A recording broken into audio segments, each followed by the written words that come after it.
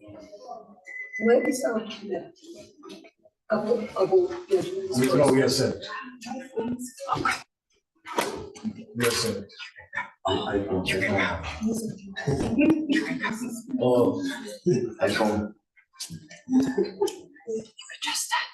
So to make sure that you're on the camera. Where's the link? Yes. Oh. Good afternoon, ladies and gentlemen. My name is Dan Mavitz. I'll be the facilitator of this session. And I was made to believe that we have people who are online that have joined us. We just like to thank each and every one of you who have joined us virtually to this occasion. As you know, that this is a National Library Week celebrations in recognition of the current theme that has been developed for this occasion. As you know, it speaks about social cohesion. Social cohesion is a very broad concept which speaks to community engagement and participation in bringing about that social cohesion in our communities, how we connect ourselves. But this is a national call, as you know. But for us as an institution, we are doing this commemoration to really review and look at the role that we can play as a library to bring about that social cohesion.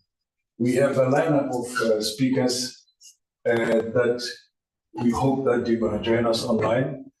And I can just take you through the program briefly for the benefit of everybody, our esteemed guests who are online. We're going to start with the opening remarks, which I've just done. And then we're going to have the setting of the scene, which will be done by our librarian, Meg K.B. Aister. And then thereafter, we're going to have the panel discussion, not panel discussion, but the panel members who I'm going to introduce later. They are going to take us through the discussions and then lead some of those discussions in the celebration of this important occasion. We have about 4 of them, but as we go by, we are going to adjust the program accordingly. And then thereafter, after all this, the panel members have spoken, we are going to have sort of a discussion about the issues that they have raised. And then lastly, we'll have the closing remarks, because this is going to be, in my understanding, a very participatory program where we are going to engage how best we can find expression in the theme that has been set for this occasion. I know it's been very hot, lately, and the impact of heat has taken heavy toll on our health. This one of the few house rules. If you feel a little bit tired, I feel like you can sleep. Don't pretend, just sleep, because that will distract somebody next to you. So please, that's one thing that you can be forgiven to do. And I think the same goes to colleagues there online. Please, as I indicated, this is going to be a very participatory engagement, and we would really appreciate that you engage with us as we go along. On that note, let me call upon the librarian to come forward. She told me that the content of the library in terms of the online books can equate to 10-story high building. This really explains the depth of content that we have here in this library. Thank you for the good work that you're doing in your team. And on that note, please come forward to do the welcome of the guests. Thank you. Please, round of.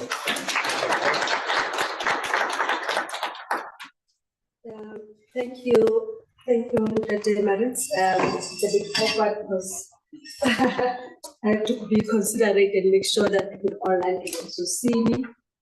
I had thought I would be digital and use my cell phone to read my speech, but old age doesn't allow me. I realized that the font there is too small for me to read. So let me be old-fashioned and accept that I am actually turning 60 this year. So I'm going to use my papers. Good day, everyone. I hope all is well with you. Allow me to welcome all of you, those of us who are here in person and those who are connecting online, repeating on YouTube, so we cannot see them here. I hope that they can see us.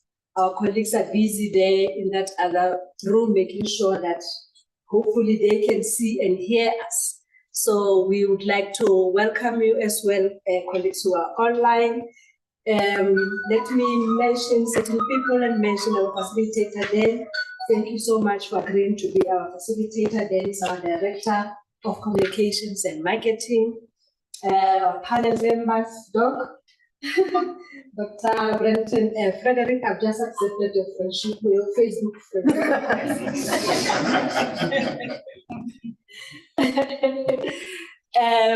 We are supposed to be having our SRC member from a responsible for academic office. I don't know where he is, the official, so let's hope that he will join us in his absence. The official would like to welcome you, or maybe it's online, we will determine as we progress. And of course, my ex-colleague, Mrs. Thabiseng Kotsokwani. Thabiseng is an assistant director responsible for acquisitions at UFS. They will be introduced properly as we progress through the program. I just wanted to say a special word of welcome to the people who have agreed to grace our occasion with their presence and sharing their knowledge with us. And so I would like to also acknowledge and recognize and welcome our CUT colleagues, librarians and other colleagues, and students who are with us as well, colleagues in our profession, as part of us monitoring who has registered and who has not registered for event. We noted that so many of our colleagues from our sister libraries have joined, from the UFS, UKZN, Rhodes University, Walters University, CPUT, TUT, UP, UNISA, University of Cape Town, University of Northwest, UMP. They have registered to be with us, and guess what? Even from the National University of Lesotho, I suppose it's Bushe that we all know. They have registered to be with us. Thank you so much. It means a lot to us. We have been informed that actually 78, if I'm not mistaken, of attendees who have decided to be with us today. And of course, to my surprise, colleagues from the schools. I don't know the schools, Veta School, a company called Mentec, Da Vinci, Sabinet is also with us, Weather SA, I think that's how it's pronounced. They've also registered to be with us, and I hope they are really here. I've also been informed that we have attendees from other countries, like I just mentioned, from Lesotho. And of course, everyone else who has not been mentioned, who are not forming part of this category, who have registered, using their own Gmails, and therefore we could not detect where they are coming from. So thank you so much. We really appreciate your presence. It means a lot to us. As indicated, as introduced, my name is Kitumeti Betty Esther. I'm the University Librarian. It is pleasing for us to host all of you today. It says to us that you are keen and interested in becoming an informed citizen, gaining knowledge on all aspects of your lives. This is a mandate of libraries in South Africa, to contribute to nation building by developing informed South African citizens. Our association, LIASA, says to us, this is what we should be doing. We have a role in contributing to nation building in this way. And this reminds me of the whole child approach to education, which looks at the holistic perspective that considers the full scope of the child's developmental needs. including social, emotional, physical, cognitive aspects of development, the whole child, the concept in education. And so I am saying our presence here says to us, we are lifelong learners. We recognize that, and therefore we still want to be developed in these areas of our lives as well, social, emotional, physical, mental. Your presence also says, you making time for such events reminds me of Professor Jonathan Johnson, who was the rector at the University of the Free State a while ago. At one stage, when he was opening the university officially, he talked to us about good being the enemy of great. Good is the enemy of great. And there are books and articles that are written on the subject. He said to us, as South Africans, we have a tendency of accepting good services and also delivering good services. We accept that we have good schools, we have good health systems, and we don't go for greatness. So he was motivating us to be great, to go for greatness, to deliver great services. And in order for us to do that, we ourselves as individuals, we need to be great. And therefore, making sure that we develop ourselves, we are self-actualized, we are the best versions of ourselves. So occasions like this help us to grow in all areas of our lives so that we can regard ourselves as great and therefore be in a position to deliver great services. So your presence here says to us, you recognize that and you're willing to allow yourself to make time and be with people like like-minded people who want to grow and therefore attend events like this. But my role today is to bring context into today's discussions. We at the CUT Library have invited panel members to come and share with us their thoughts on the theme for this year's South African Library Week celebrations. The theme is Libraries Foster Social Cohesion. This is thus us librarians saying libraries do foster social cohesion. I'm not going to define social cohesion, I'm going to leave it to our panel members. I'm also not going to take you through what Library Week is about, where it originated. I think we'll write a piece and post it on our website, just to inform you about why this week in particular, that also has Human Rights Day. It's a long story, so we'll write it up and post it on our social communication channels. What I am briefly going to do rather is to bring forth this context of today's panel discussion as we are cognizant, we meaning the CUT Library, are cognizant of new developments that were brought about by the new South Africa that came into being in 1994. This new South Africa that we often refer to as the Rainbow Nation has a lot to be unpacked as part of socialization of its citizens. Socialization is a concept in sociology. It is a process through which individuals become members of a society. It includes processes of acquiring knowledge, skills, attitudes, beliefs, values, behaviors that are necessary for us to be able to live with one another harmoniously. And so I'm saying the new South Africa requires for us to re-socialize us so that we can be able to come up with the do's and don'ts that are relevant to the new South Africa. It begins at birth and continues throughout our lives. That's why lifelong learning. So in our South African context, socialization involves learning new ways of doing things and unlearning old ways of doing things. Those of us who were there during apartheid, who bear the heartache, we have no choice but to unlearn and be socialized in the new context. The new things are the do's and don'ts that are meant to unite us and make it possible for us to live harmoniously with one another as people who come from different races, genders, sexuality, and so on. And so we need to talk. We need platforms that will enable us to talk so that we can re-socialize ourselves into the new nation that we're trying to build. We need to come up with platforms that will enhance engagement, that will help us to find one another, discussing what I always refer to as topics of national importance.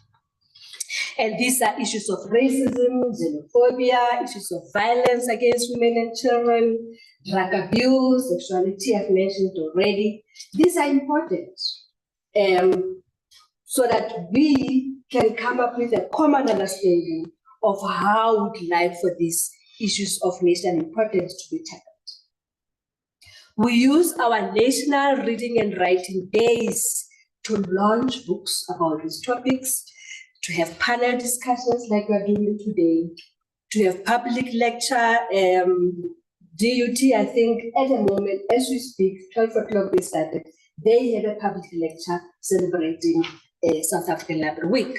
So we use these National Reading and Writing Days to elevate awareness on this socialization that is captured in our information resources, books, journals, name them, so that people can know. They can also come to our libraries and read about these events.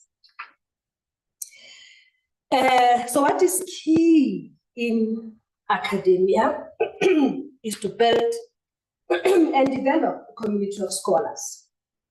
And these start from undergraduate studies. I hope that they have connected as undergraduate students so that they can realize that to be part of a community of scholars does not have to start when they are progressing towards postgraduate studies. It starts now, where we link up informally with people like Dr. Fredericks and learn in an informal way about life.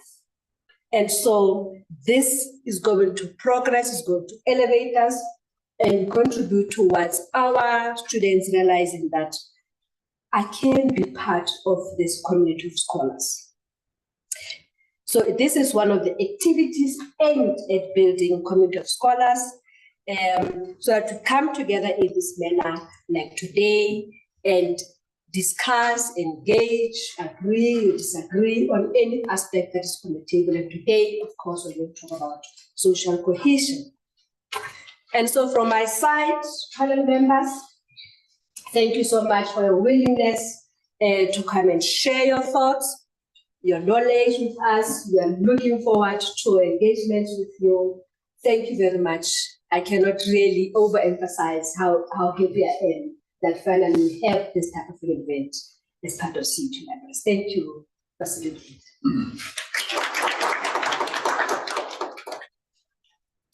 No, thank you very much, Mbe Esther. I think that was a very warm welcome that she gave us.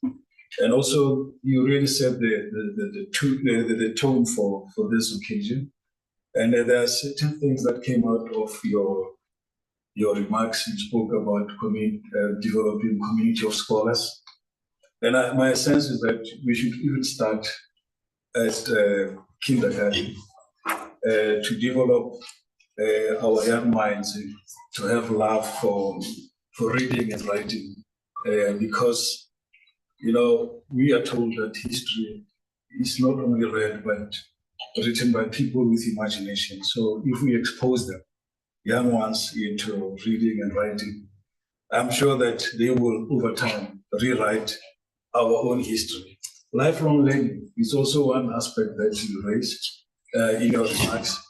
And I think when you look at issues that you raise, child development, it's interesting that, you know, Charles Darwin once said that child's education must be centered around their interest.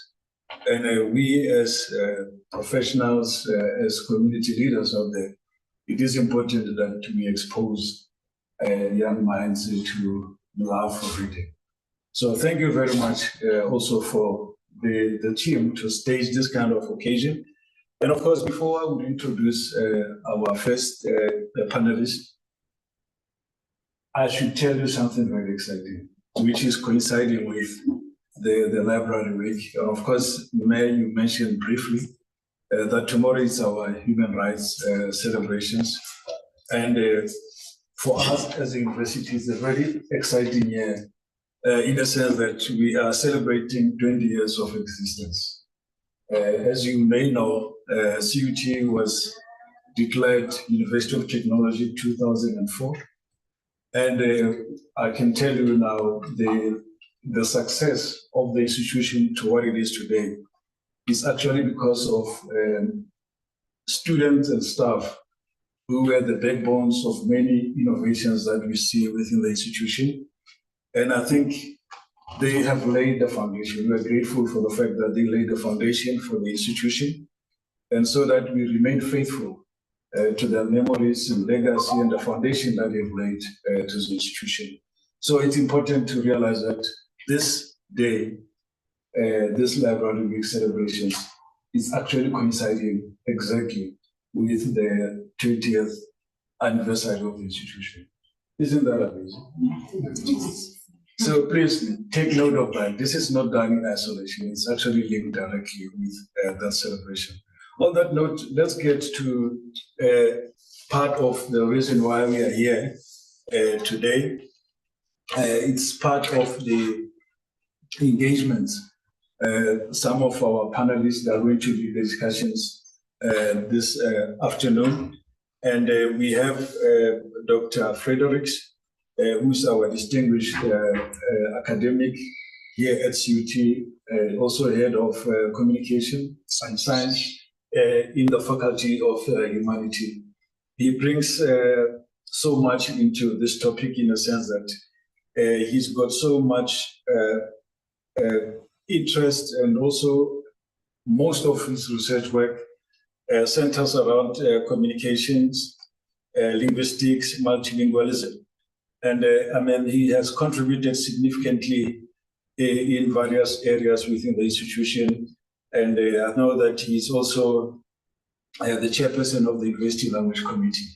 As you know, we are trying to introduce African languages into areas of scholarship, where our students can actually take, their own studies in their own mother language. And that's one of the projects which Fredericks is responsible for.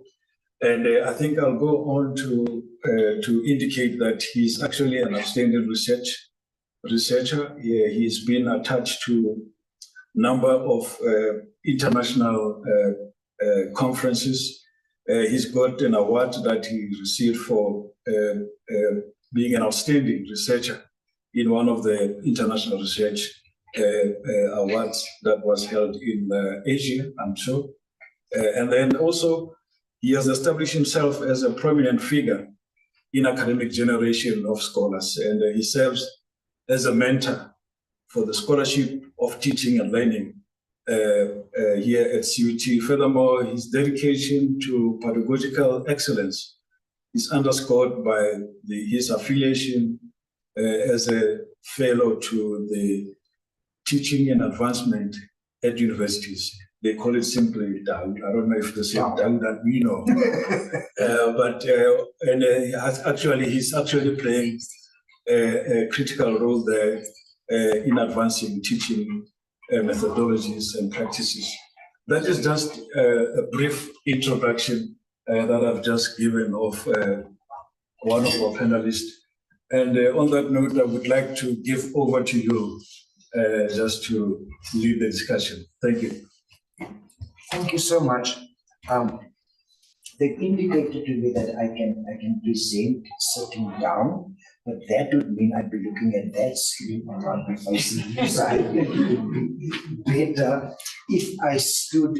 Well, we have some Yes, people yes, watching. yes, this is I think it would be better to stand over here. Thank you, Mr. Maritz, for the introduction. It doesn't sound like me at all. It doesn't sound like me at all when you introduce me in that fashion or in that manner.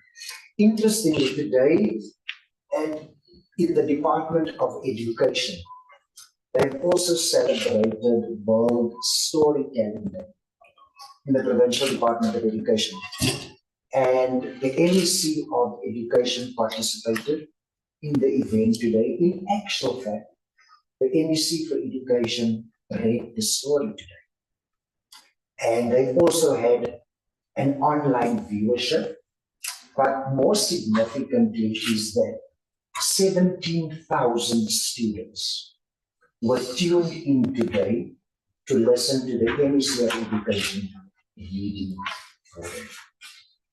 And I think that's a great achievement for the province, because it means that the province is in particular heeding the call to our students our children, instilling a sense of, not a sense, but a love for reading first and foremost, but also telling us that it's actually still good to read to your children. And especially for those of us who have youngsters. My brief for today was quite simply that I should speak on libraries and social cohesion. So what I've done was to prepare, and I thought I'd speak to different points regarding this particular aspect. So first and foremost, I want to say that libraries play a crucial role in social cohesion and the holistic development of individuals, including graduates. There are several objectives that contribute to this. First and foremost, we have the access to information. In our access to information, libraries provide access to a wide range of resources, including books, journals, databases, and multimedia materials. By offering information on diverse subjects, libraries facilitate learning and understanding, which can lead to informed, first and foremostly, decision-making and critical thinking amongst graduates. I think the difference between learning at school and learning at a university is that we need to instill critical thinking into our graduates. That they don't accept things only at face value, but they question. If they are able to question, they are then able to fulfill one of the attributes of a graduate activity. Another objective is community spaces. Libraries often serve as a community hub where people from different backgrounds come together. They host events, workshops, and activities that bring people together, fostering social connections and a sense of belonging. Graduates can benefit from networking opportunities and building relationships with others in the community. At this particular stage, I often say that during the orientation program in the first week at the university, I know Amos will know that my students have visited the library. But often during the orientation, one of the things I explain to the students is that there is a thing called a library. Now, what is a library? A library is a place where we have books. Now, at this particular institution, it's a big building. And I then give them instructions and directions. Depending on where I am, I will say, you turn left here, you turn right there, you will see the entrance over there.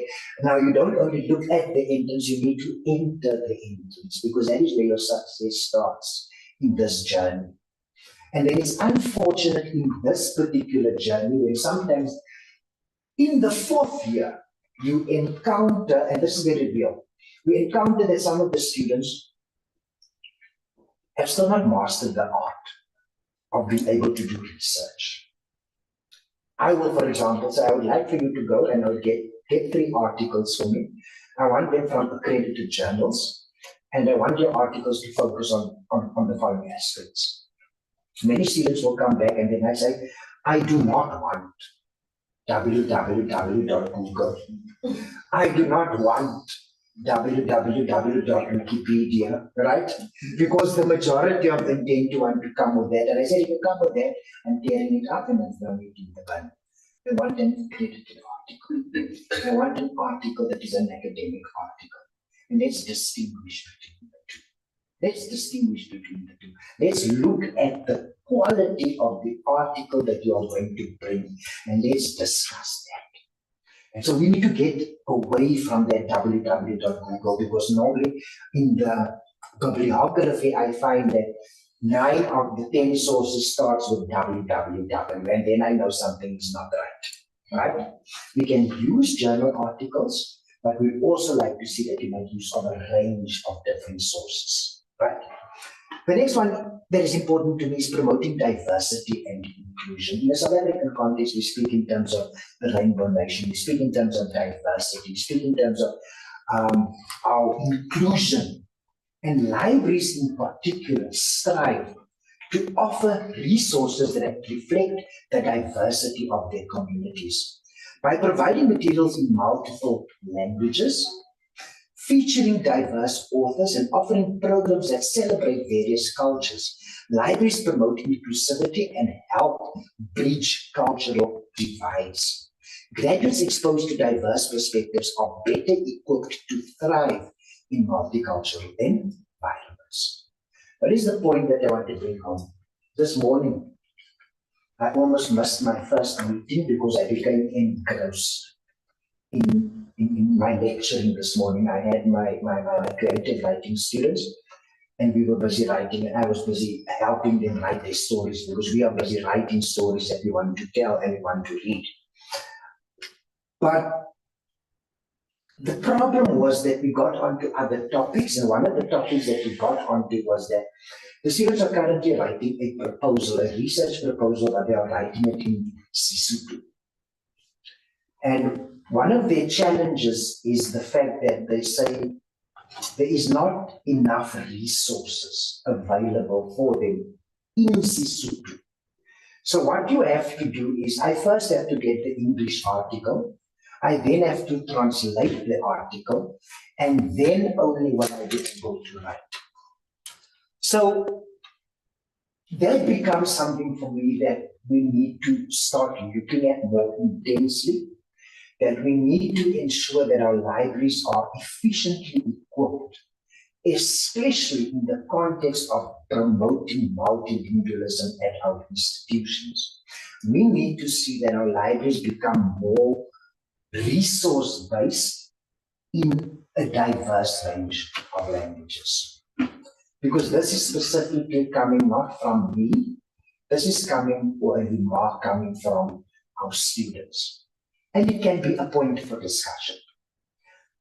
What action plan are we going to develop in order to ensure that our libraries not only become a resource space, but become a multilingual resource space for students to be able to access material in their mother tongues? A point for discussion, a point for consideration, a point that we need to take note of in moving forward.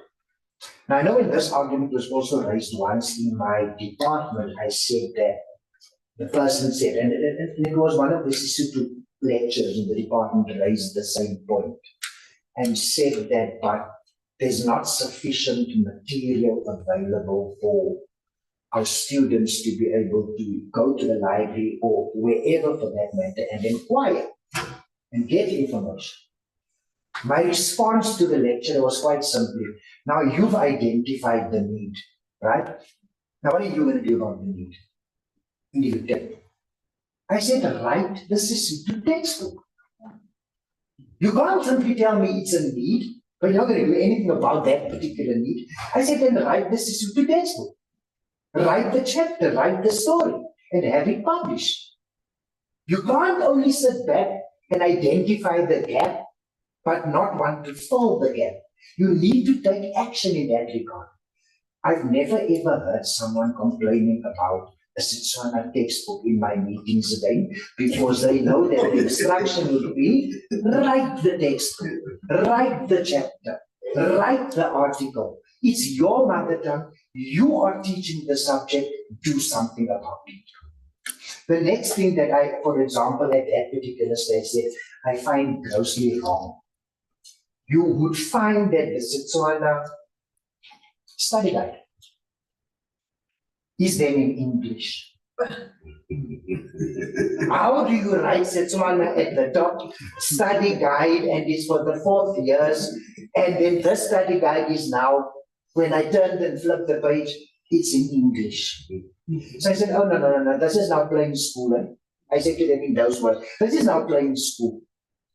How do you have a Setswana study guide that is in English? Or a Sesotho study guide that is in English? Or an isiZulu study guide that is in English? Worse.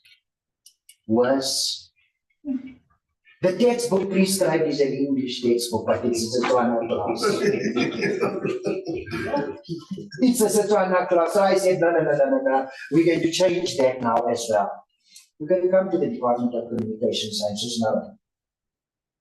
You will find that every single subject, Setswana, isiZulu, isiXhosa, etc. There are textbooks, there are articles, there are short passages, even if it's short passages that you can extract from somewhere, right? That is now being used. And that study guide is now purely in Setswana. It is purely in Afrikaans. It is purely in the indigenous language, because that is how we need to present it. Is that not so? But it makes more sense for me like that. And now I am promoting multilingualism at the institution as well. You must not give me a platform like this. I will say. Digital inclusion. Right now we come into our digital inclusion.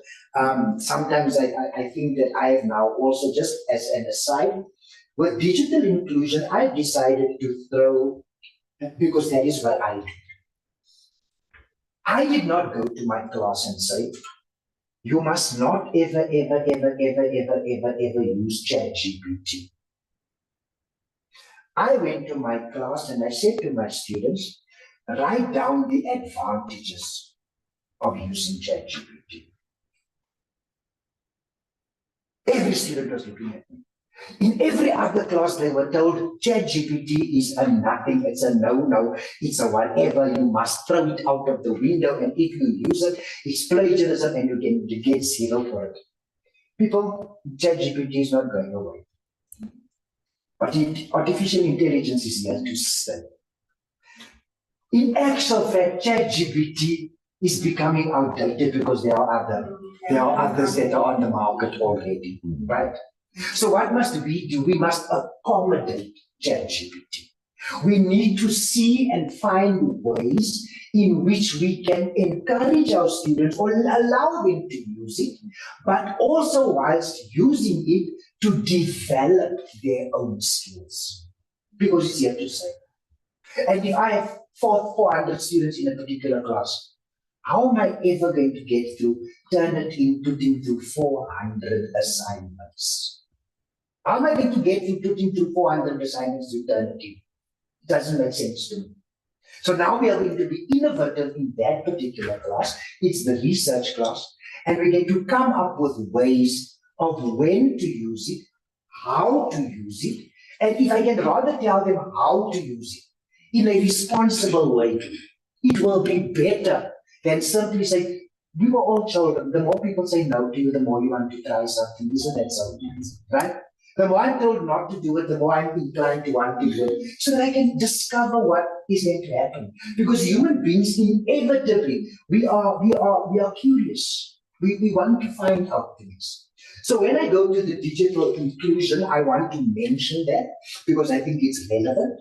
And in today's digital age, access to technology is essential for full participation in society. We know that. Today, if you don't have a cell phone, how are you going to fully participate in society today?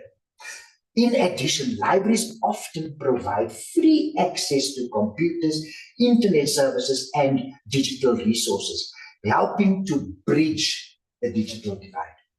And I think if we've learned nothing during COVID, we've learned the importance of the library again. We were reminded of the importance of the library and being able to access resources online. And it was a challenge for many students, but not only for the students, for the lecturers as well. It was this completely new thing. I'll never forget. One of my lecturers came walking in the passage and the person said, "But who is Zoom? Zoom now again." Please can you tell me where is Zoom? Zoom is coming every time you're on my computer and can I please need Zoom? Can you see? Right? So as lecturers, we also had to learn and we also had to navigate this process. But we all in unison said, let's never underestimate the importance of the library.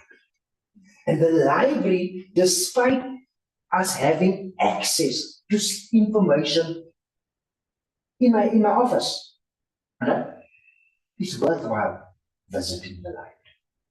It's worthwhile coming to the experts in the field, because when I'm sitting here and I'm sitting amongst all these experts, I feel quite intimidated because you know so much more than me about what happens in the library. Nevertheless, promoting civic engagement. The next point I want to talk about.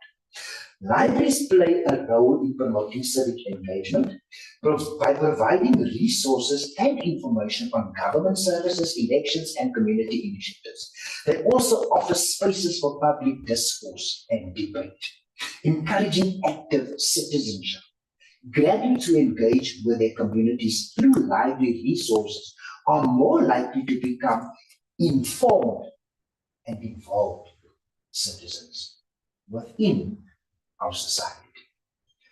Now, if you're also old school, despite speaking about digital inclusion, despite speaking about promoting civic engagement, if you become an avid reader like myself, and sometimes I don't get a chance to read, but the best thing for me, and that's what I'm going to do now in this holidays event, is to take a good book.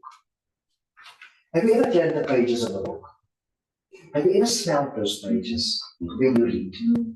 And when you turn them and you're reading that book, don't you become more excited? You're smelling the book, you're feeling the pages, you're turning the one page to the next page. And with turning the one page to the next page, you become more excited because you want to find out what's going to happen in that particular story. And it's this mounting, getting to the climax of wanting to know what has happened, how is it going to turn out. And despite having it available on your iPad, on your different devices, for me at this particular stage, and perhaps it's because of my age, perhaps it's because I'm so old school, I love reading a book.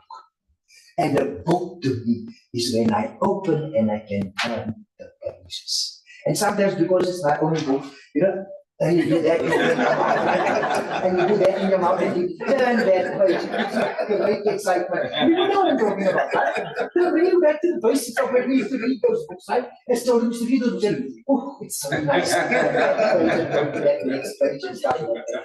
And that's what excites me. When I talk about the library, when I talk about instilling a love for reading, this is exactly what I do in the classroom. So that I can encourage the students to go to the library. That can encourage the students to instill in them this extreme love for reading. Because if you're passionate about something, someone else will see your passion and it actually rubs off on you. It actually rubs off on you. What is this man talking about reading and books and all those kinds of things? But they, at some stage along the way, they get to understand what you're talking about. I'm drawing to an end. So that I don't bore you any further. Supporting mental health and well-being. We are individuals and we're not compartmentalized. We make up a whole, but there's a physical side to us, there's an emotional side to us, there's a psychological side to us. And the library can support mental health and well-being. Libraries thus provide a quiet and welcoming environment where individuals can escape from the stresses of every day.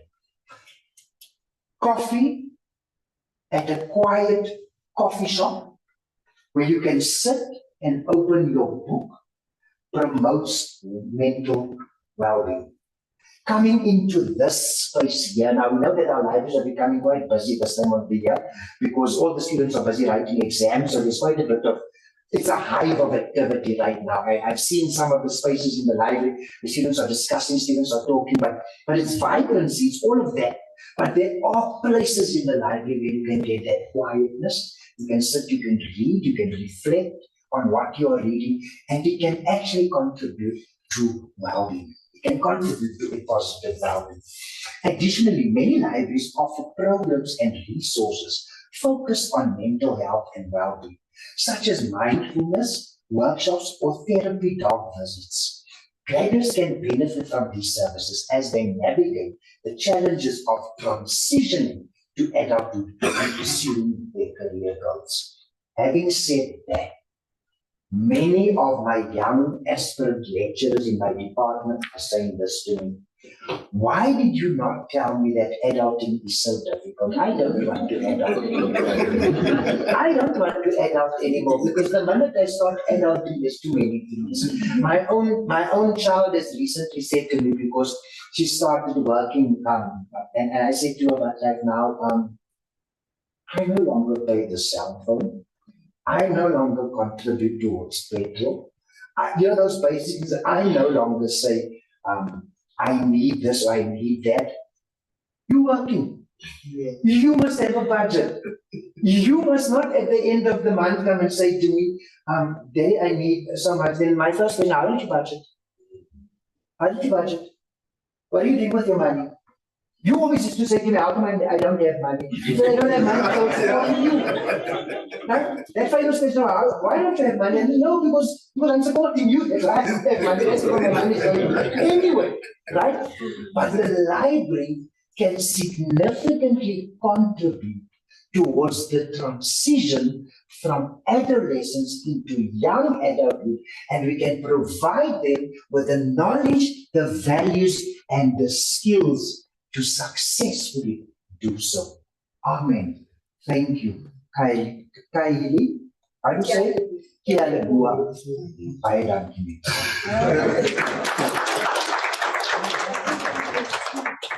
I'm not going to go into questions because I'll keep you here for the whole day. It was my plan A and my plan B. I always have a plan A and a plan B. Depending on my audience, I will then decide to switch either from the first one to the second one. So the first one tend to be working because I've got some feedback. And when I get feedback in that manner, then I think I am on the right track.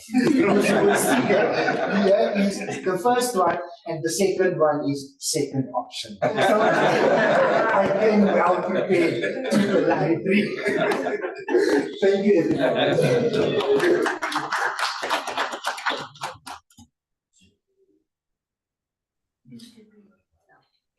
So, I've been informed that we have some small token for you. Token of appreciation. Thank you so much. It takes a while to prepare your speak in front of experts. So thank you so much for your willingness. It's a pleasure. I enjoyed myself as you have seen. Thank you for contributing to our event. It means a lot. We hope that everybody is gained a lot from it. Thank you so much. Now the presentation was just too short. Yeah, so, but please, just give a round of applause. No, thank you very much, Doc. There's so much to take home from my side, and I think the same applies to all of us. I was very fascinated with, when you bring issues around diversity. And, the challenges that you are having there with, use of different languages. And but you find it's so too, but it's in English. And I think it reminded me of something, that the limits of my language are the limits of my world. So language has got its own inhibitions, how we make use of it. I know in my language, and I think it applies to all languages, African languages, we have limited concepts. For instance, when I say green or I say sky blue, we say butala hodimo. And the butala is a green color like this. But somebody knows that, no, I know what he's talking about. So we don't have a blue as a concept name in our language. Many of those. I mean, what do you call a cell if you have to teach somebody about cell in the body when he's doing biology or life science? So it's a long way to go. We hope to see more investment by our government, putting more resources in the development of our languages, because that's the only way that we can equate our own languages with those that are already well-founded, well-developed. It's just the pity, some of the language has got currency. You look at the development of Japan at some point in the early 90s. Many Americans wanted to learn how to speak Japan because there was a lot of money there. So again, when you want to learn Sotho, the question is that what are we bringing to the world in terms of solutions? But it's a matter for another discussion, not now.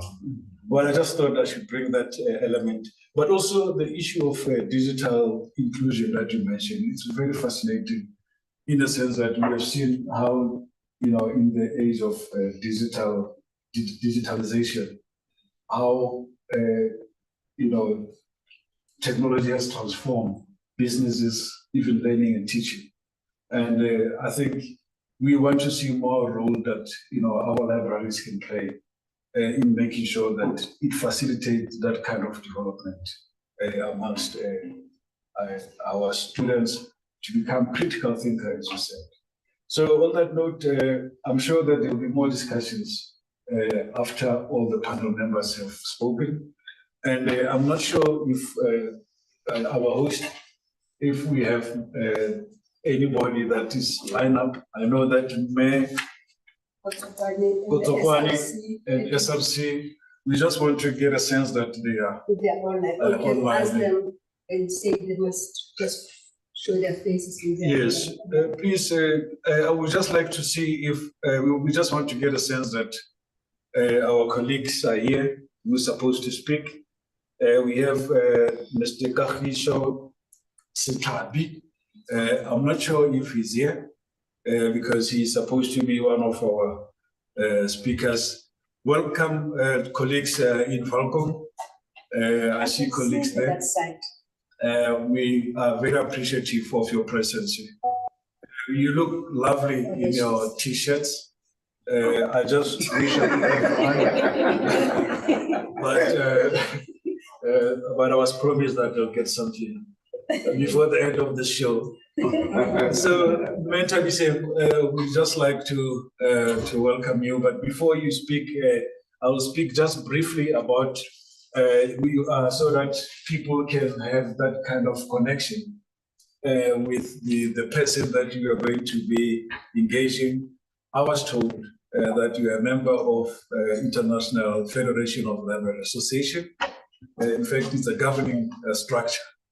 And you are also a former member of AFLA, which is more continental association of libraries within Africa. Also the past chair of IFLA, and also the member of LIASA, and then also former chair of Higher Education Interest Group. I'm glad it's not a lobby group, it's an interest group.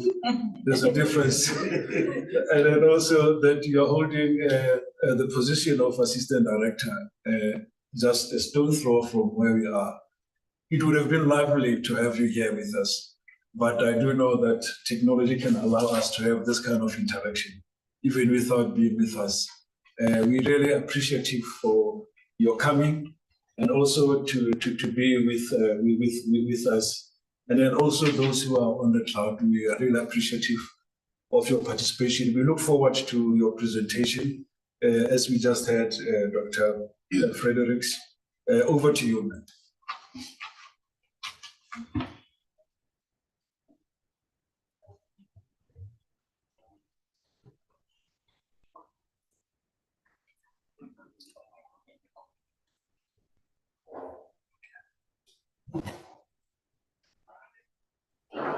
You can see my screen and you can see my face, I hope.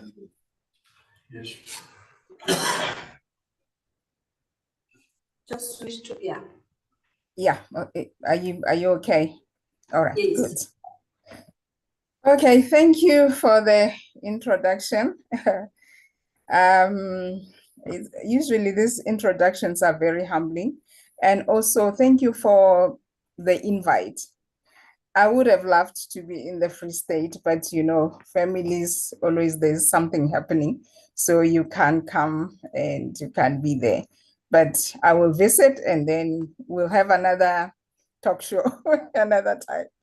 So thank you also for inviting me and talking about social cohesion through the academic through academic libraries or through libraries in general. I'm very passionate about libraries, hence why I am in every association, from our local association, LIASA, to the AFLIA, which is the African Association, and also in IFLA, the International Association. Unfortunately, I do lobby and I do fight for African issues in all these associations. I do fight ministers for issues on libraries and making libraries a better place, not necessarily for us, for the incoming generation, for our children, and for everybody else who uses library. I'm really passionate about that. So unfortunately, we are a lobby group at some point. I know in IFLA, they always say, don't use the word lobby, it's not a good word. It comes with a black plastic bag that comes under the table. Okay, back to my presentation. I didn't also, maybe it's just like you, define social cohesion, but I came up with issues that affect social cohesion, especially in academic institution. There's always the economic disparities and the family background. You know that when we come to universities, we all come from different family backgrounds, and we come from rich and middle and, you know, not so well off families.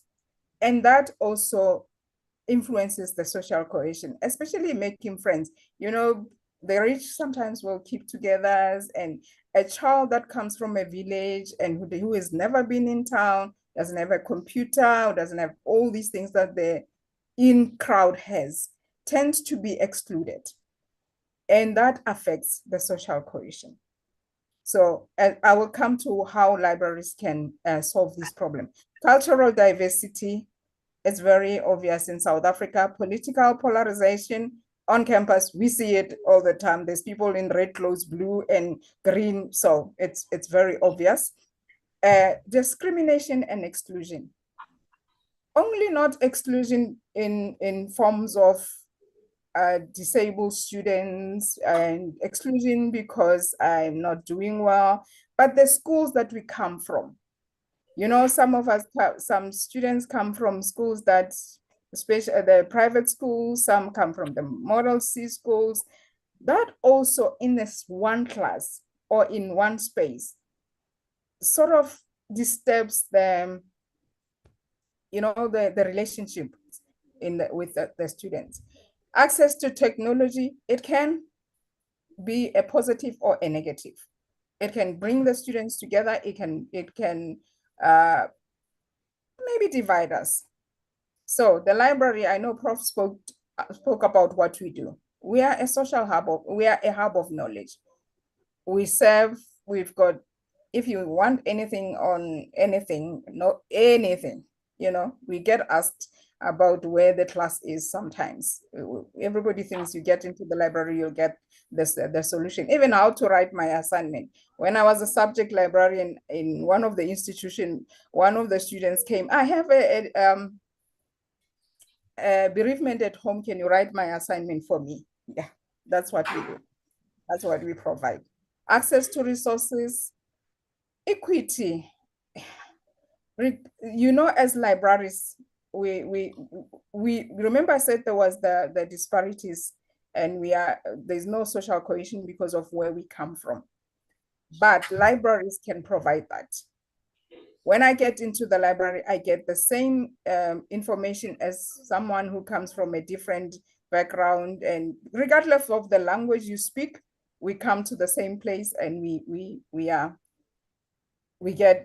equals in the library. I hope we do. We also create safe spaces. We learn, we grow, and we develop in libraries. They also offer a sense of escape from reality. You know, when you come into the library, you get your novels, and some of us who like to read, you can escape your everyday problems by getting into a book and just being lost in that book. Also, we promote dialogue and understanding. This is an example of promoting dialogue and understanding. We have book clubs, we have social clubs, we do all sorts. We build bridges between different groups as the library. Library also uphold cultural rights, you know. We come across people from different cultures, and we meet and we forget where do I come from and all that. And we also get some scientific program. You know, we have those maker spaces. You get in there, you build stuff, and then we improve, we develop. And the cultural identities, you know, when you get into a space where you are from different cultures, or it makes you proud of who you are, you know. So, and I speak my language to people that don't understand it. That makes me who I am, and a proud Mosotho girl. So we offer the library also offers support, study support. Like we've already talked about the resources that we have, and it facilitates learning. The tutoring service, that also helps. I know that in most of our institutions, the tutoring services is seen as a part that the academics do. But as librarians, we should sit with the tutors, teach them. I know from the institution that I came from before I came to the UFS, we train the tutors on how to handle information, on how to teach students about study skills, and any academic assistance they needed. So they, before, just like the new students, they came for orientation into the library, and to understand. Prof said, when my students come, I tell them there's a library, get in and learn from me.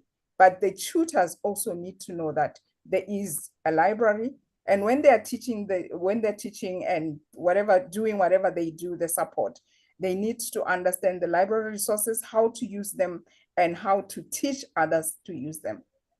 The learning skills that the students get from the library, I'll get into that later.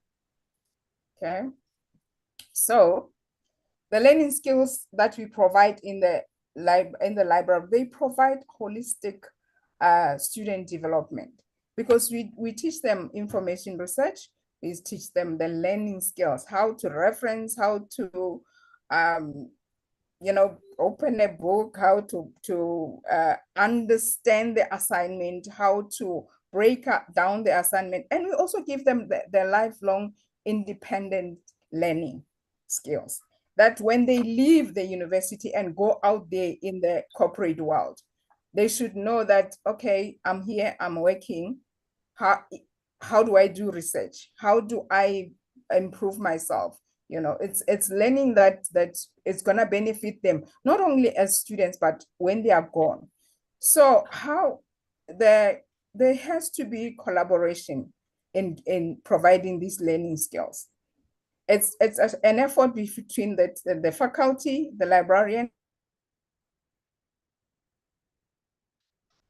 The information librarians sometimes in some universities, in the US, they call them academic advisors. There are some who are called academic advisors, learning skills advisors. In some institutions, we call it writing skills advisors. They have all sorts of names, but between the academic faculties, the librarian and academia, there has to be, let's start the social cohesion there. We have to work together, have to work as a team, so that to bring this holistic, rounded, well-learned student, we need to all work together. I can go into a whole paper on how, but yeah. So there are frameworks that some of the countries have developed. These frameworks foster that collaboration between the academia, the library, and the writing center or academic advisor or learning advisors, whatever you may want to call them. Because for us to produce a holistic and learned and a student that is ready for the world of work, we have to work together as a team. So in we have what we call the research development screen framework. I took this from the Australian university that I worked in. We used this. It assumes that it doesn't assume. We know that the students that come to varsity are not all at the same level. Remember what I said, what breaks us is that we come from different schools. One, we are at different, I think it also works on the Bloom's taxonomy assumption. We all come at different levels when we come into university. And when we teach or when we train, we should remember that we are not all at the same level. So we need to take that into consideration. Before all these students come together and one, maybe, you know, the second part is the digital skills. You teach and you find there's a student who's honestly and truly has never seen a computer. He doesn't even know how to use a mouse.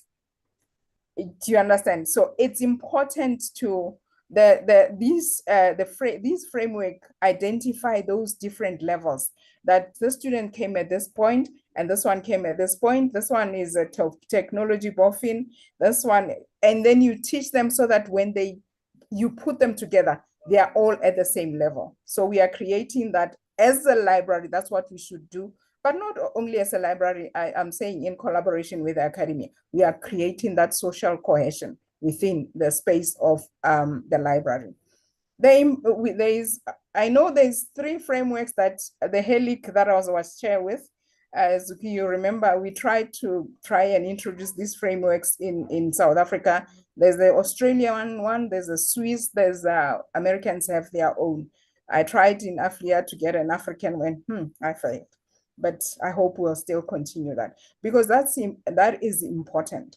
And then the digital skills framework, this is common, everybody has it.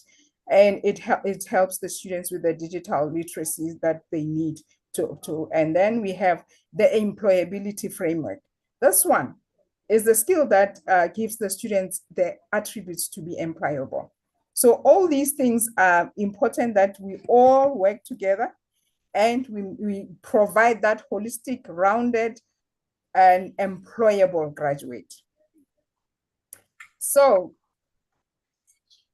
libraries, I know we have the curated collection as part of our culture. The language prof, it's another important issue that we need to remember to take into account. You know that in primary schools, we have issues with the language, and we know that students who learn in their language from grade 1 or grade R or whatever, they do well.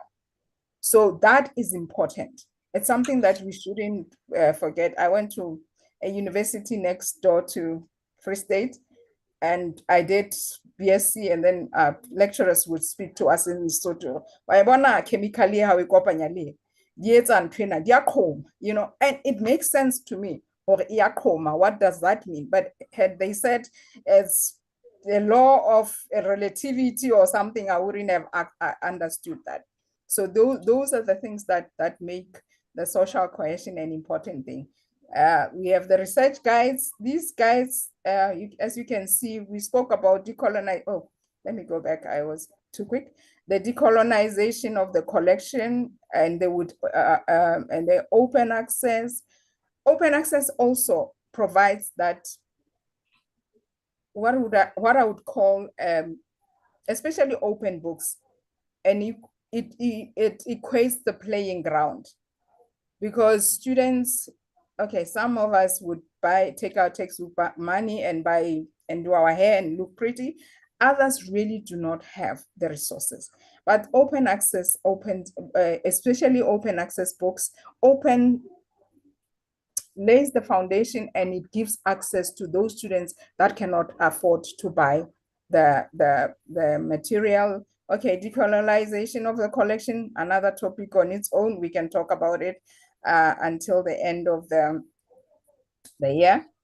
Internet access, Prof spoke about this. Yeah, we have internet access. The libraries provide this.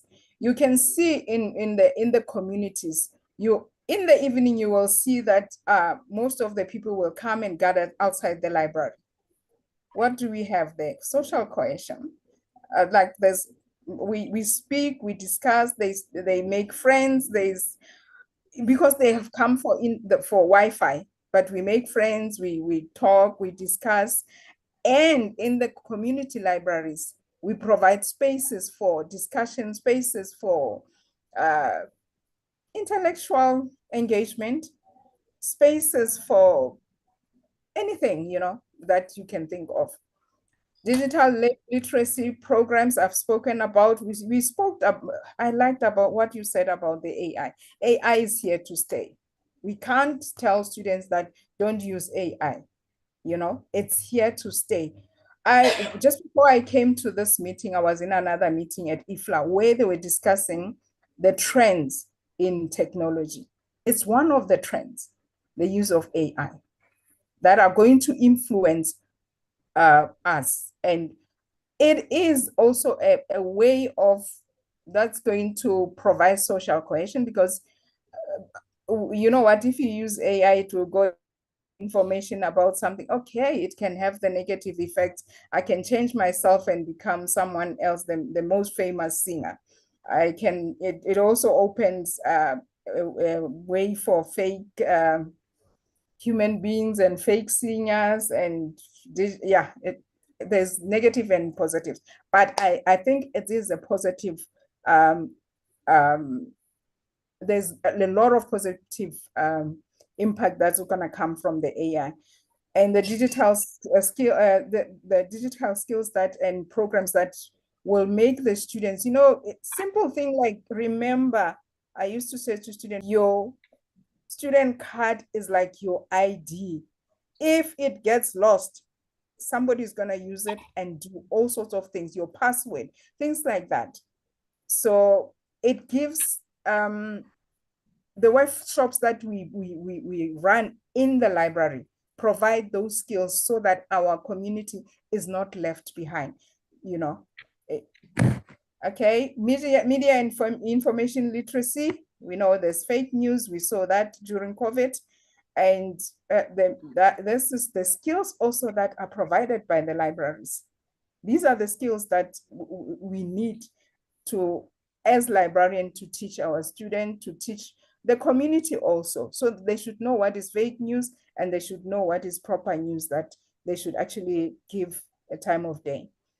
Okay, I've said AI literacy. I think we need to develop something on it.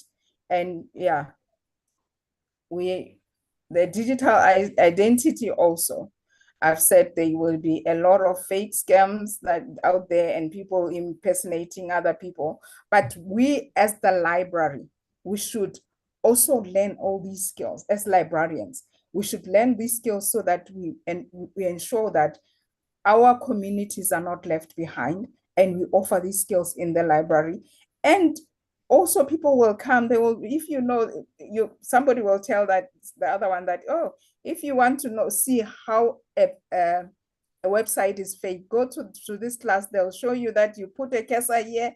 If the URL pops up, it means it's a fake URL, and phishing scams and all that. This is the role that we play. And this is how we move our communities, or put our communities and our students on par with the whole world, and make sure that the global, kind of how South is not left behind by the global North. We need to keep up with this technology. So the IFLA has got a trend report. I spoke about it. I just came from a meeting earlier, and that it shows the trends that we, as librarians, we should go and look at those trends that are there, because it's things that we as librarians should know and we should follow, and we should be leading. Okay, we provide stronger communities. We serve as catalysts that build cohesion and understanding. I've already spoken about. We empower individuals. We give people access to resources so that they do research and they innovate. And remember, one of the things that I said was the economic disparities. If we do research, if we innovate, we will improve the social skills, we improve our country also in general. We ensure that we are on par with the other countries and the global North. So this is what us as librarians we do. We assist in providing employable graduates. Remember those skills that I said that we give.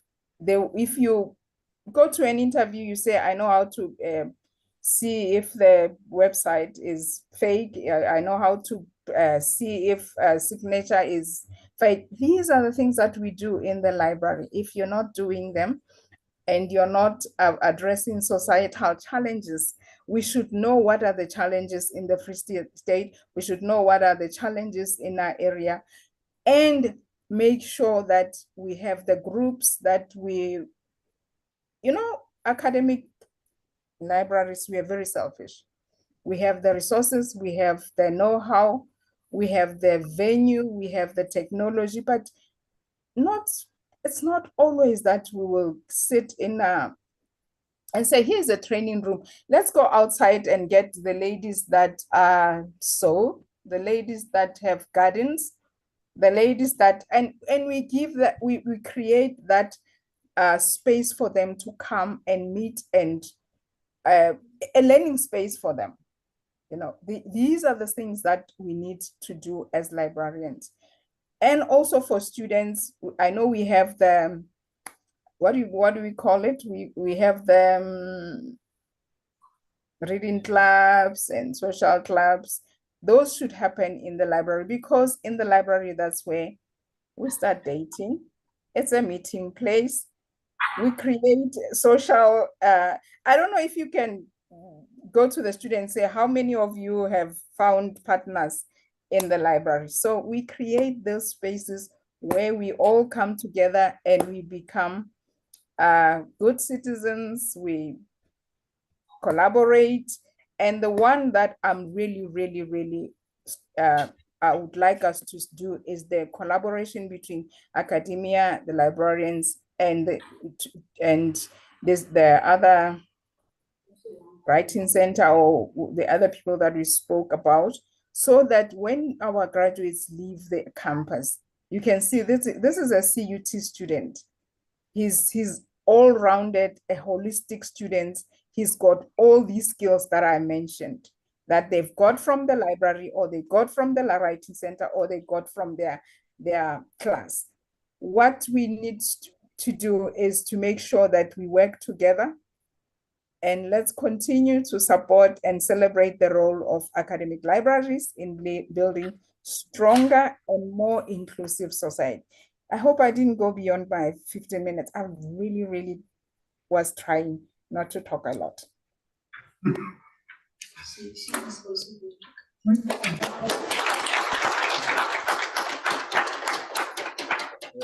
No, thank you very much, Mayor Thabiseng, for your presentation. I think you started off in a different way, and then you bring in a balance and then also solutions into your presentation. I think that was very fascinating. We hope that you will see how best we can collaborate amongst ourselves, so that we conceive ideas that can bring solutions to societal challenges that we're having. I think that was a bit of your closing remarks on the impact which libraries can have in our communities, in our homes as well. I've got a smaller library, I must share this with you.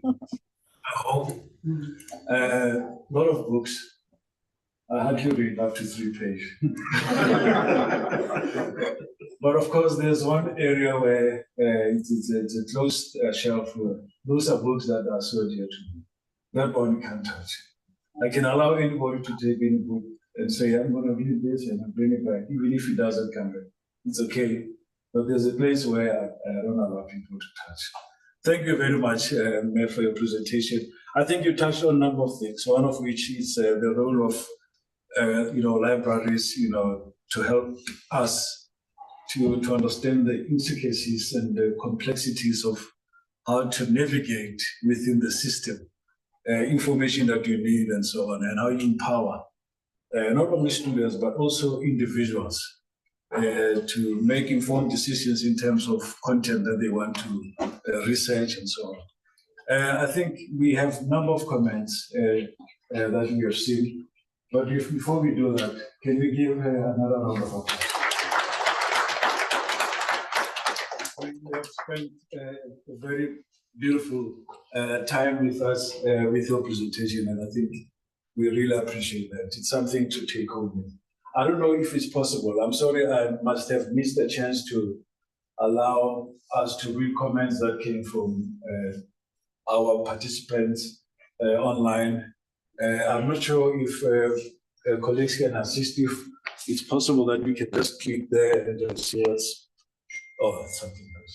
I thought it was the messages. But I saw that there's one message that we received from the lady by the name of Ms. Teresa Mufana. She's one of the participants online. She said, lovely and thought-provoking talk, Doc Fredericks. Thank you. You touched on the very important points, especially your love for library and acknowledging its role in teaching and learning, etc. And then there's also another note from her to thank Mebetsi for reminding all of us that we should not settle for good, but strive for greatness and then delivering great service wherever we are. Thank you. So good to see you mentally. So mentally, it's you, I suppose. Unless there's another one. We take it that you are the only important person amongst us. And then there's another comment that came also from Mayor Teresa. She said that good point collaboration between libraries and academics, academic teams and other academic support structures for a holistic student support. Well said mentally. And then she said, thank you to you.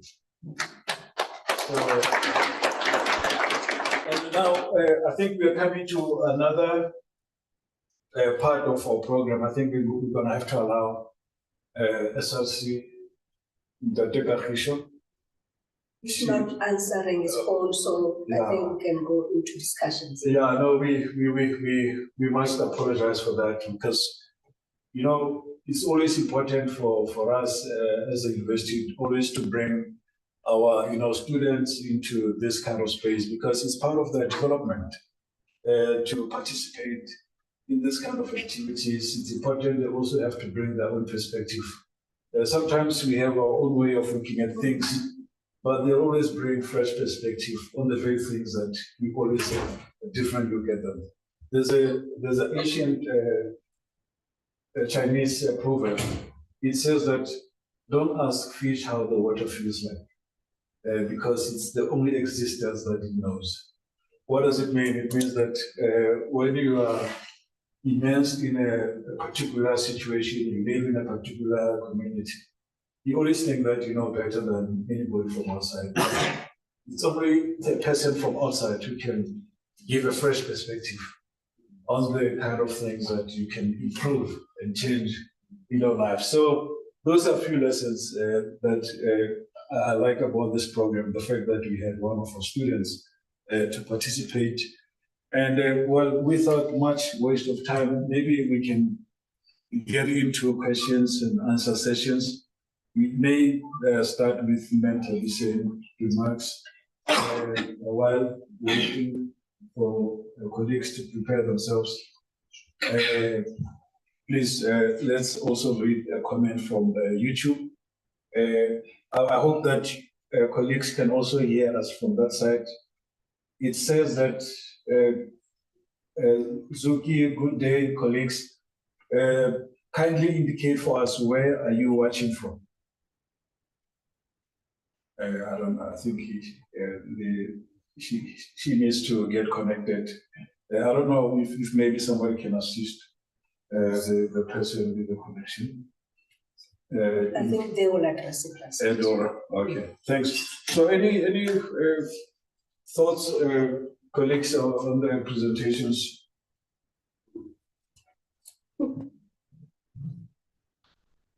I would like to ask you to speak last one. You can go around. Social question. We're dealing with disparities.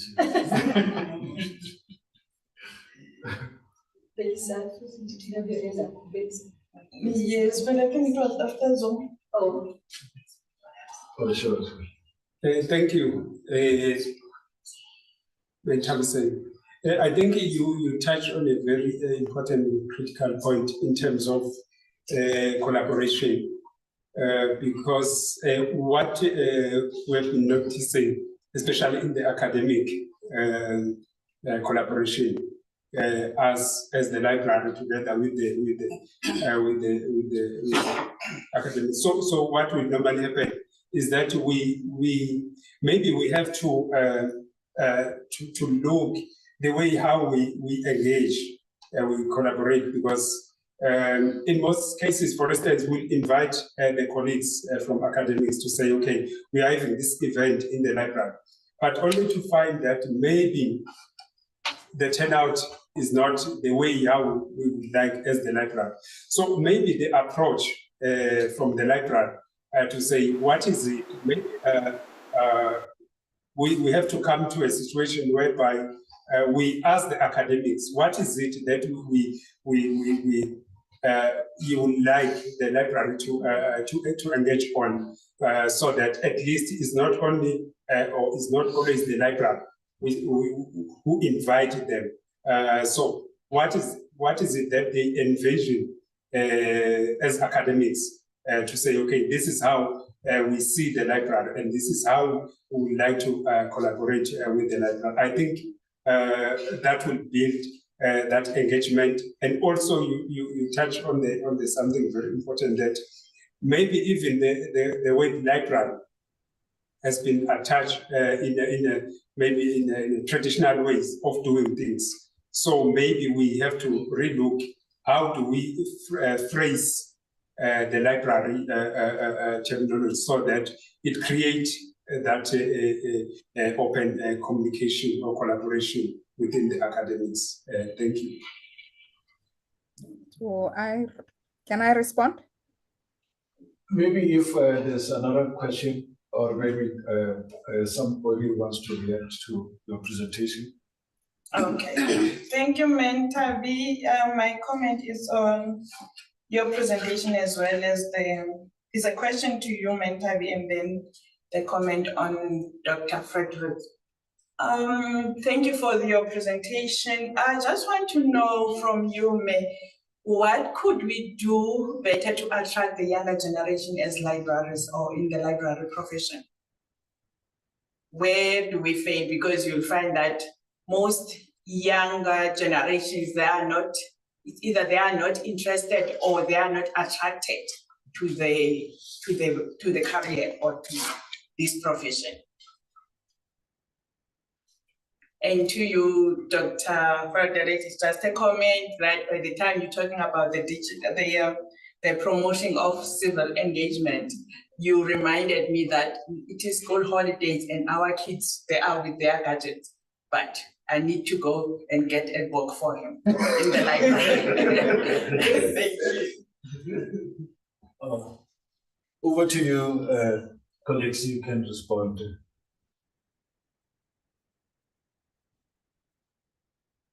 I think Sorry, I'm responding on, I'm clicking, you see the digital literacy, I'm clicking on my picture. I'll start with the last question, how to attract young people to get into the librarian space. I don't like people changing the word librarian. I'm a librarian and I'm a proud librarian at that. Changing names and calling yourself knowledge what, or calling yourself all sorts of names that we have had. Firstly, you have to be proud as a librarian yourself and take your job seriously. And the way we portray our career is how people will see us. So we no longer, okay, I have glasses, but I don't have a bun. All type of librarian. The things that we do, the skills that our sets that I was talking about are very important. Technology is improving. You can't be at the desk and issuing books when there is the issue machine, there's a return shoot. We need to move with the time. We need to move with technology. My children always ask me, are you even a librarian? Because I'm traveling a lot. I'm like, yeah, I'm a librarian. Get on with it.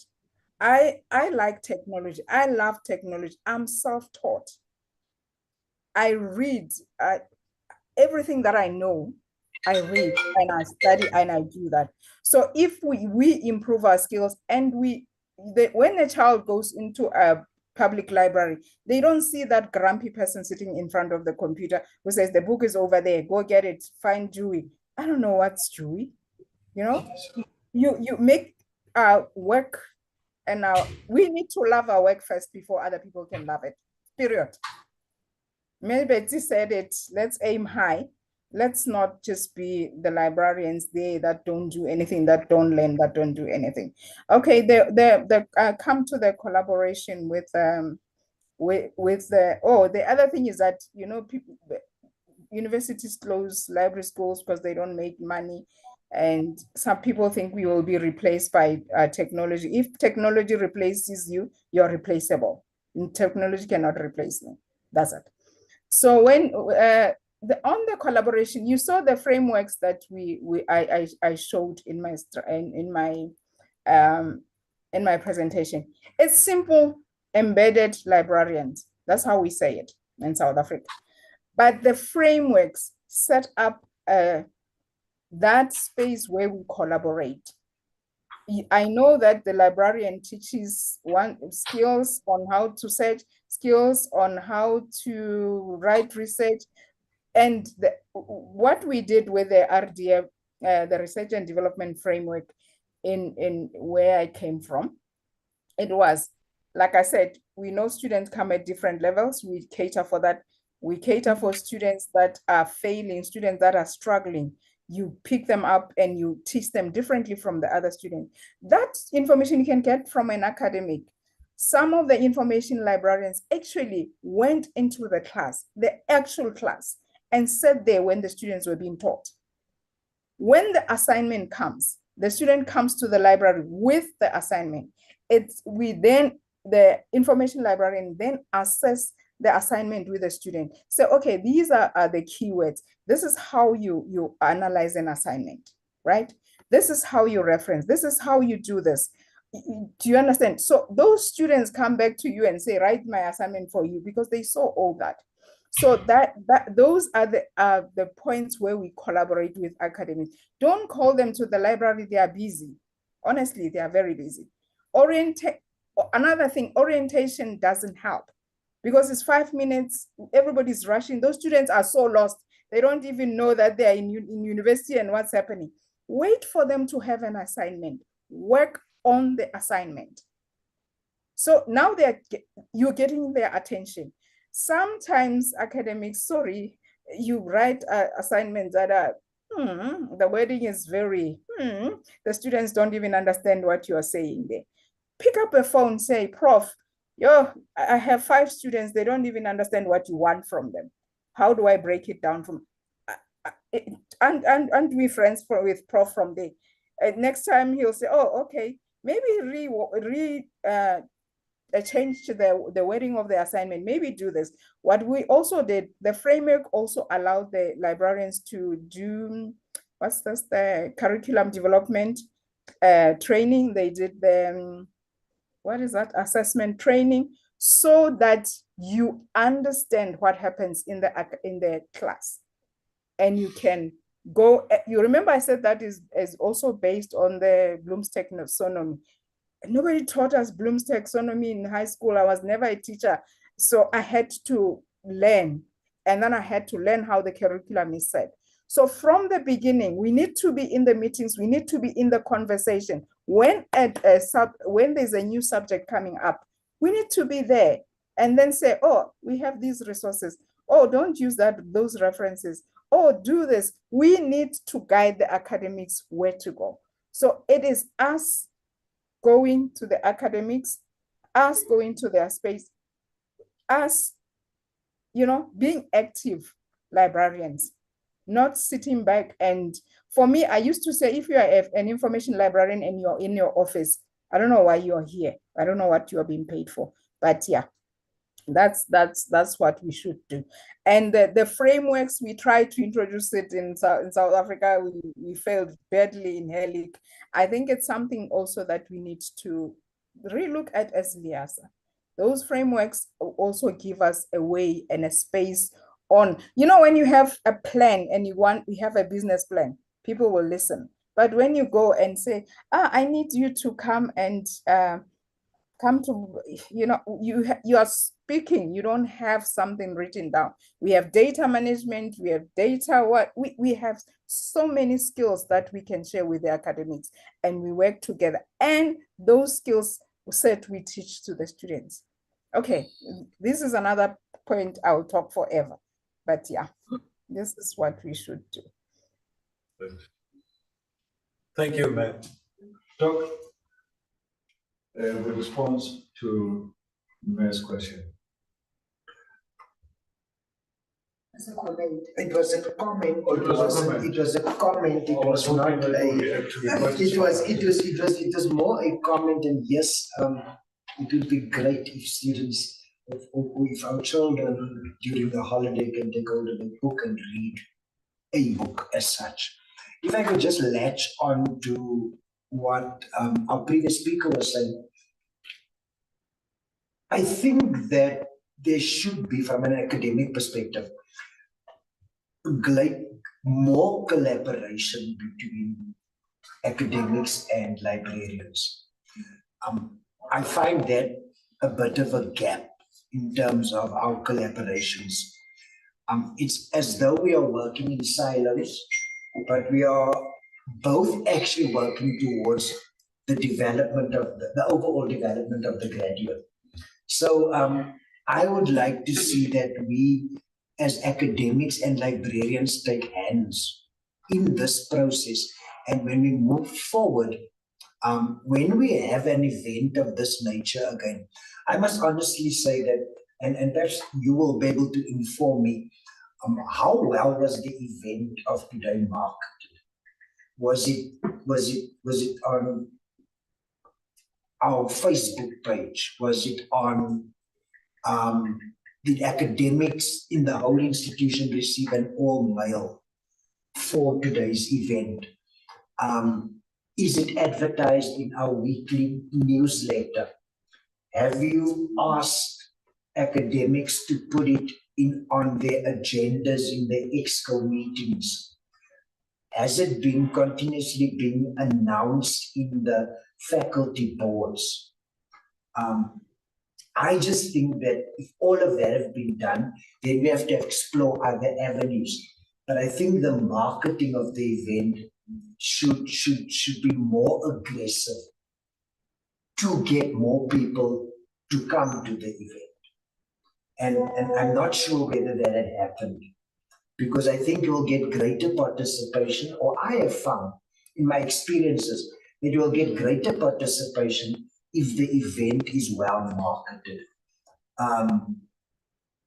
And that would be the way to go in the future when it comes to events of this nature. That you make it known to the faculties, you make it known to the academics, that this is what is going to be happening. We will then improve and work towards greater collaboration when we have such events. To just be an additional comment from my side as well. Oh, can we allow perhaps those online? Yeah, if you don't mind. Teresa, I saw that she made a comment. Can we just allow you to maybe to make your comment, if you can hear us? And also colleagues from Valcom, we would like to have you talking to us. We are having digital, should I call it, limitations. We can't access some of the messages that were written in. So on that note, we would appreciate if Teresa can just share with us the comments that. Thank you so much, Program Director. I hope you can hear me. I'm sorry, I'm in the open plan and there might be some noise behind me. But I was just saying, We'd like to, sorry. we would like to see you. You also like to see me? Oh, goodness. No, it's okay. Okay, I hope you can see me. Oh, yeah, no, sure. That Okay. makes it better. Okay, so my comment was in line with Mentabi's comment that orientation sessions are not useful, are not as impactful. So I was just commenting that where I am, I work for the Independent Institute of Education, Vegas School. So what we normally do is to pace our orientation in such a way that it's just, a simple introduction of who we are, where they can find our libraries, but also after that, closer to the assignment or assessment submissions, then we have just-in-time sessions. In that way, we see more value because students see, or they see value because it's always about what's in it for me. So when you tailor your sessions closer to the time of submissions, that's when they are eager to know, oh goodness, where do I find these journal articles, where can I find the books? So that's how we find them more meaningful, other than just bombarding them with lots of information during orientation. So I think there's still space for orientation as well as those just-in-time sessions. And then again, I also commented on how our current student body, they don't have much attention span as maybe as us. So we think, just giving them bite-sized content really works. Don't come with your heavy loaded text presentations and think that students will take something away from that. They don't have that much attention span, so we really need to use strategies that will get them engaged and also not to keep them for too long. Thank you so much. Thank you. Thanks very much for your input.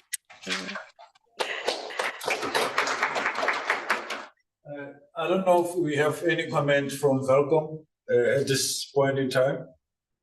And while waiting for comment, Good afternoon. good afternoon, sir. Yes, it seems as if there is no hand that is raised from Velcom. Oh, okay. No, thank you very much for that. And I think this could be the second last comment before we give over to the host. Okay, Doc, I heard you mentioning something about the scarcity of resources in terms of the indigenous books. I don't know whether if maybe I can encourage you to maybe partner with the National Library, because they do have such a project going on in terms of encouraging people to deposit books there, so that at least maybe you can make hand in hand with them, so that at least we can get a copy. Because National Library, it's a legal deposit institution whereby everything is deposited there. Maybe we can share something with them, so that at least we can actually increase our resources in the library. That's a very good idea. An excellent idea. And you should, I think I will take it further. Okay. Because I think that is where the current need is at the moment. Over Okay. to you, ma'am. Thank you. I think I have 3, if not 4. Prof, no. You talked about, multilingualism, the importance of, elevating African languages. I'm just attending a workshop now before this event as a PhD student at UCT. And one of the questions that one of the students asked is that, he's in Ghana, but then his thesis is written in English. And then he was asking whether this would allow him to translate it into Portuguese, so that people, Ghanaians, can understand what is written about, because that information is going to contribute towards the community there.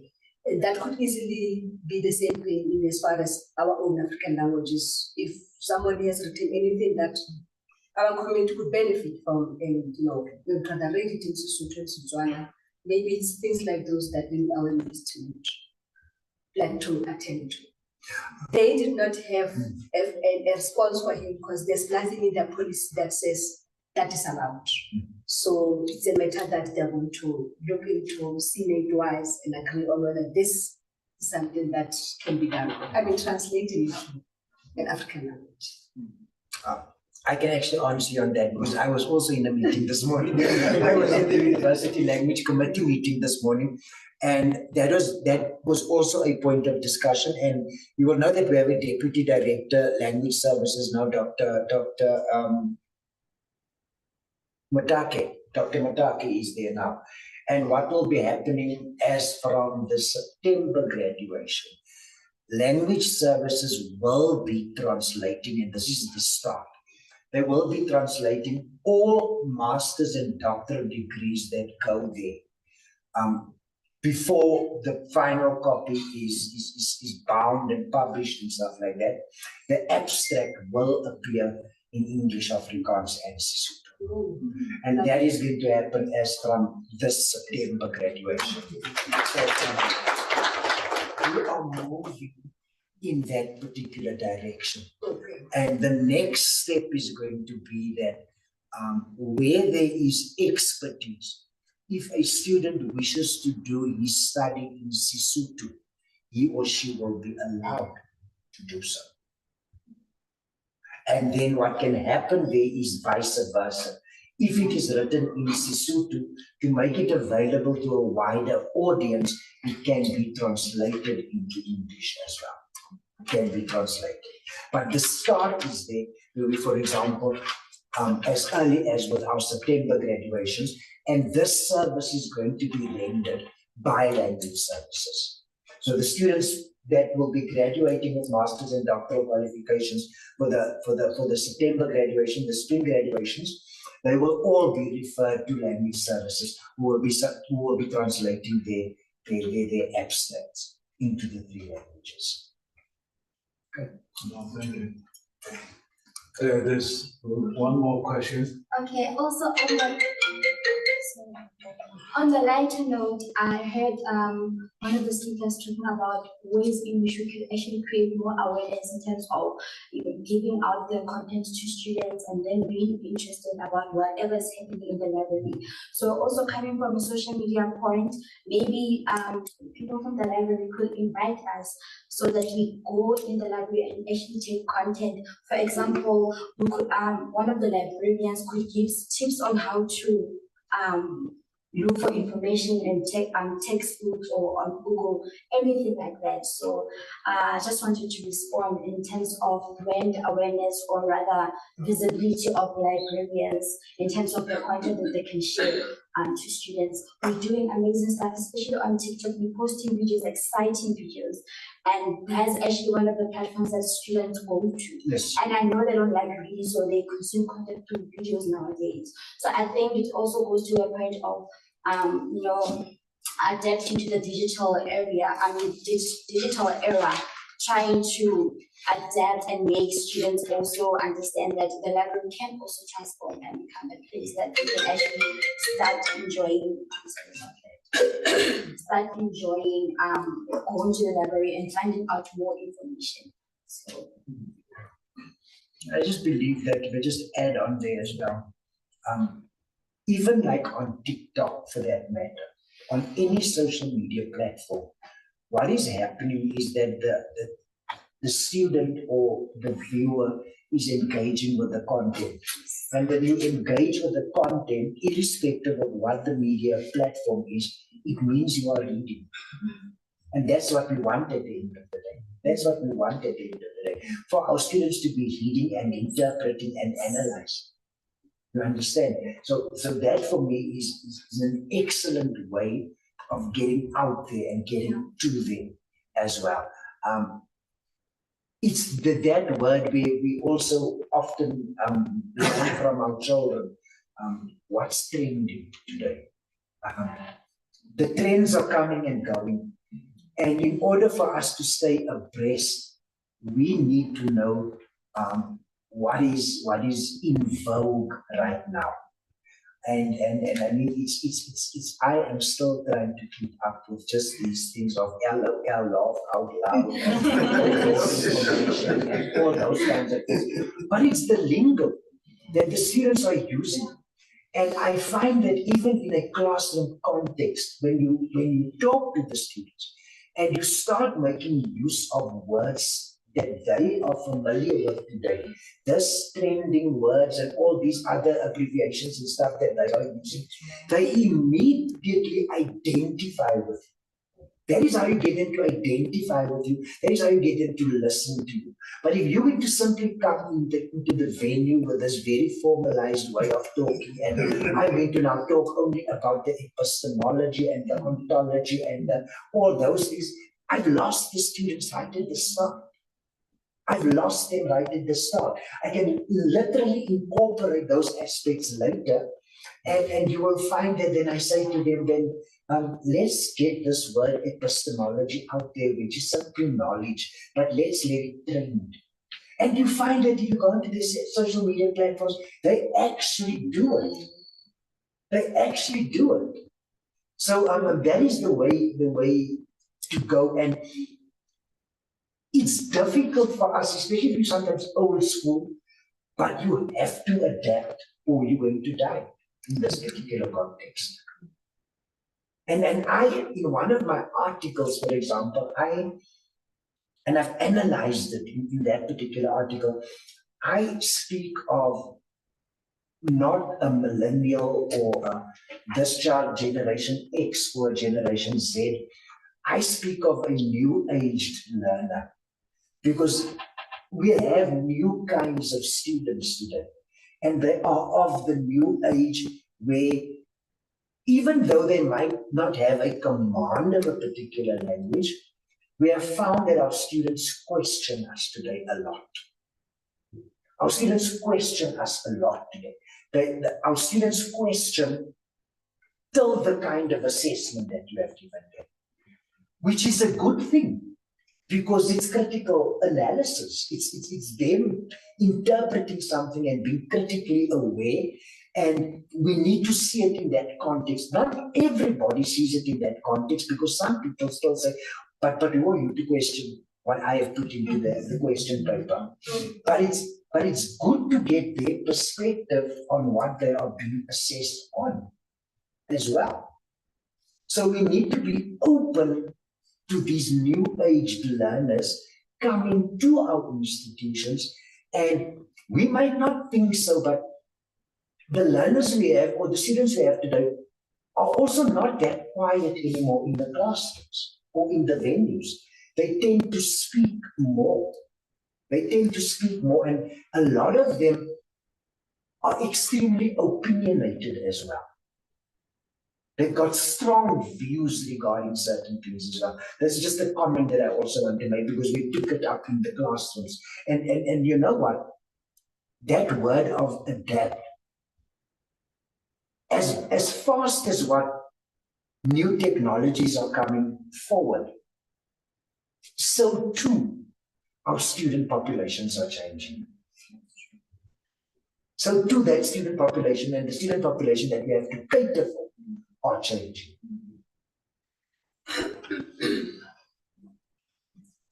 Thanks, Doctor.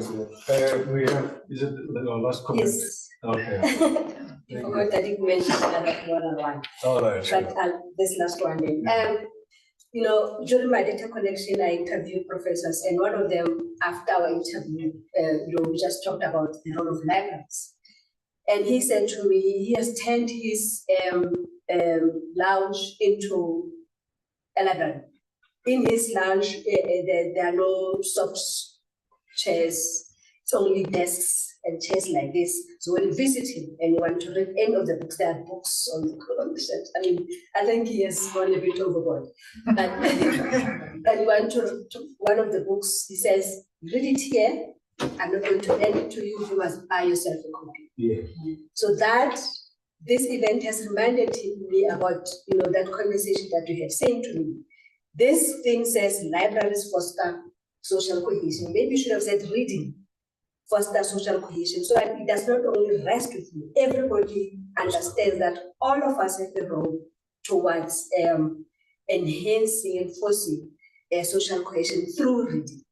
And this professor actually is doing that, but although I would want to be his child, so yeah, people do things like those, but that contributes to reading, fostering social cohesion. No, do we have somebody from Welcome to comment?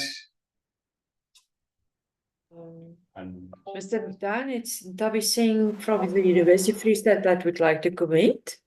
Okay, please, over to her. I Yes, had put down my hand. I was just commenting on we now have students that that engage, which is good. We've always wanted the students that are engaged in class, and that just don't consume whatever you are being told, and then they take it as it is. I'm happy that they engage, they question, and we also should be learning from that. Learning is a two-way process. So that's just my comment.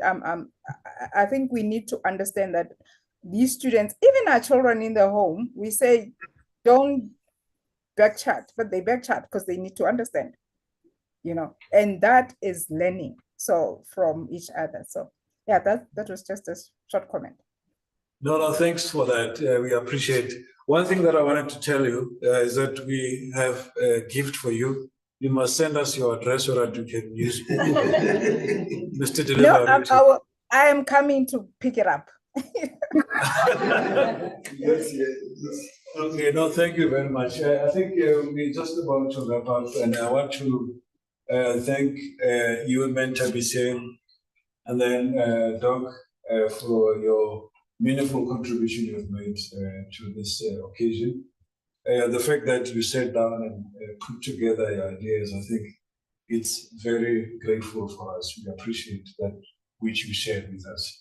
And the same goes to our colleagues online for setting aside your plans for today just to be with us and participate as you did. And then also the same with you, colleagues here from the library side. We really appreciate.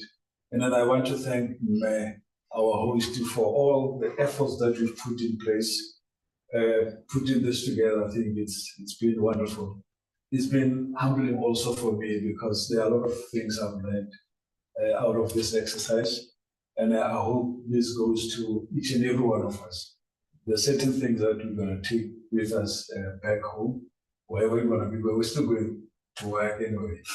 So yeah, I learned a few things here, how best we can. One thing that for me, may intimate is that for next year, I would like us to see us having this kind of an outreach program somewhere in one of our libraries in our communities. Yes.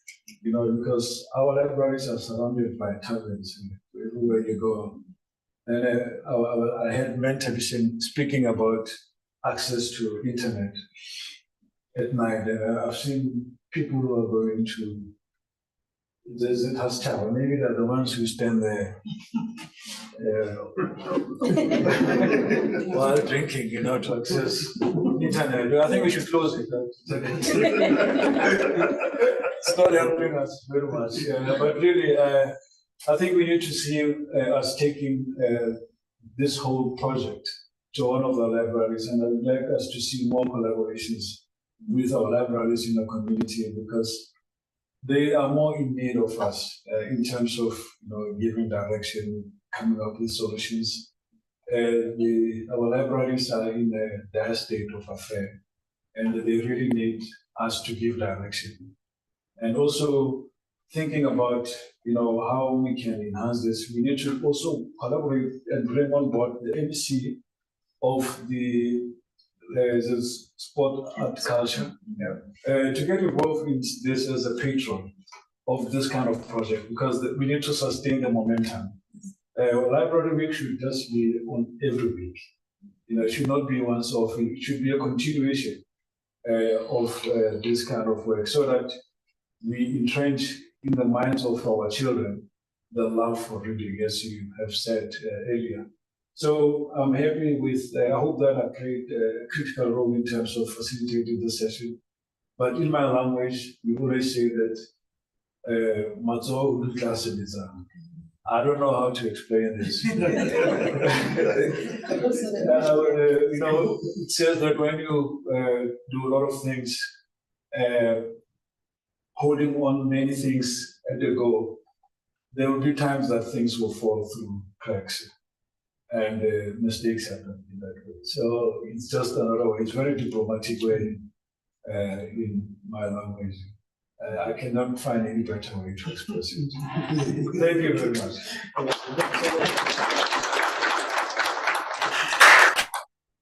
also thank the committee.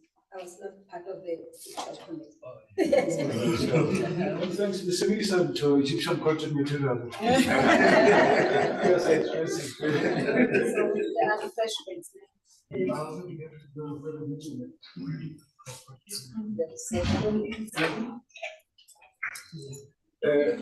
Benjamin says, take care.